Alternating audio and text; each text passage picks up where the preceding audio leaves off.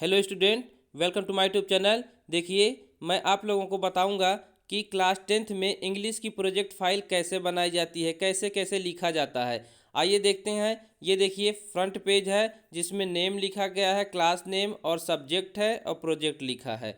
उसके बाद देखिए इंडेक्स। इंडेक्स डालना बहुत ज़रूरी होता है, इससे पता चलता है कि अंदर क्या क्या हमारा टॉपिक है। देखिए इंडेक्स में पहला है प्रोज, दूसरा है ए लेटर टू गॉड, फिर नेक्स्ट है long walk to freedom, next है देखिए the sermon at Benares, next फिर पोइट्री के दिए हैं, पोइट्री के अमांडा, फिर सप्लीमेंट्री के देखिए ए ट्रम्प ऑफ सर्जरी, फिर उसके बाद ग्रामर है, ग्रामर में टेंस के बारे में।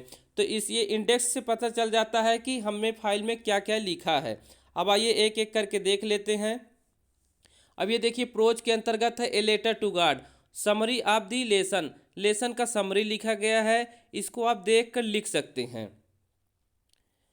नेक्स्ट देखिए यही पूरा समरी यहाँ आपकी कंप्लीट हो जाती है। देखिए चित्र बनाया गया है फार्मर लेंचो का, तो आप बढ़िया से बढ़िया फाइल को सजा कर लिख लीजिए। आप वीडियो को पॉज करके आराम से लिख सकते हैं फाइल को। नेक्स्ट देखिए long walk to freedom, summary of the lesson, lesson की समरी लिखी गई है, इसको आप देख कर लिख लीजिए। अगर आपकी वीडियो क्वालिटी सही नहीं है तो वीडियो क्वालिटी इंक्रीज करके लिख लीजिए।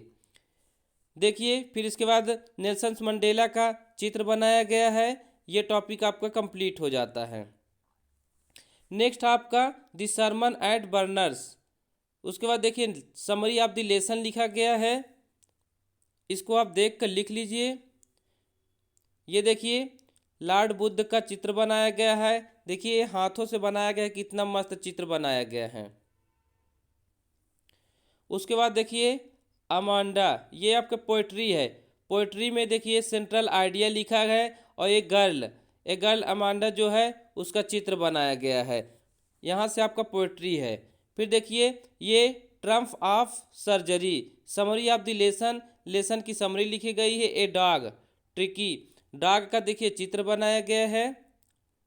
उसके बाद आता है आपका देखिए ग्रामर पोर्शन में, ग्रामर पोर्शन में टेंस लिखा गया है, देखिए टेंस की डिफिनीशन दी गई है, फिर टाइप्स ऑफ टेंस बताए गए हैं, टेंस कितने प्रकार के होते हैं, प्रेजेंट पास्ट फ्यूचर, फिर प्रत्येक को एक एक एक्सप्लेन किया गया है। देखिए प्रेजेंट टेंस की डिफिनीशन बताई गई है, प्रेजेंट टेंस के कितने पार्ट्स हैं वो चारों पार्ट्स बताए गए हैं।